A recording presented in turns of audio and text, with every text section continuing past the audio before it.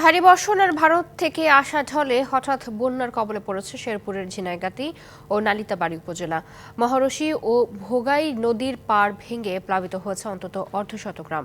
পানি ঢুকেছে ঘরবাড়ি, হাসপাতাল সহ বিভিন্ন স্থাপনায়। অন্যদিকে ভারী বৃষ্টিতে জলমগ্ন হয়ে পড়েছে টাঙ্গাইলের ভূঁইয়াপুর পৌর শহর। শেরপুরে মুষলধারে বৃষ্টি শুরু হয় বৃহস্পতিবার, চলে শুক্রবার সকালেও। সাথে যোগ হয় ভারত থেকে নেমে আসা ঢল। বিপদসীমা ছাড়িয়ে যায় মহারশী, সোমেশ্বরী, চিল্লাখালী, ভোগাই ও মৃগী নদীর পানি।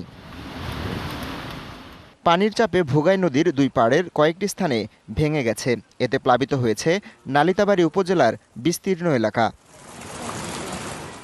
ঢলের পানিতে প্লাবিত হয়েছে ঝিনাইগাতি উপজেলা শহরও। ডুবেছে প্রধান সড়ক, বাজারের অলিগলি। পানি ঢুকেছে উপজেলা পরিষদ, স্বাস্থ্য কমপ্লেক্স, বিদ্যুৎ অফিস ও বাসাবাড়িতে। আকস্মিক বন্যায় বিপাকে পড়েছেন বহু মানুষ। ভেসে গেছে অনেক পুকুর ও ফসলের ক্ষেত। ঢল অব্যাহত থাকলে চরম বিপর্যয়ের আশঙ্কা করছেন স্থানীয়রা।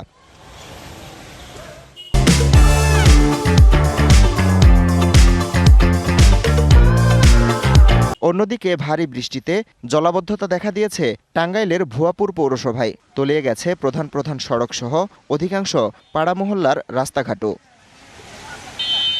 পানি ঢুকেছে অনেক বাসাবাড়িতে। নষ্ট হচ্ছে আসবাবপত্র সহ মূল্যবান সামগ্রী। পানি নিষ্কাশনের ব্যবস্থা না থাকায় ক্ষোভ জানিয়েছেন পৌরবাসী।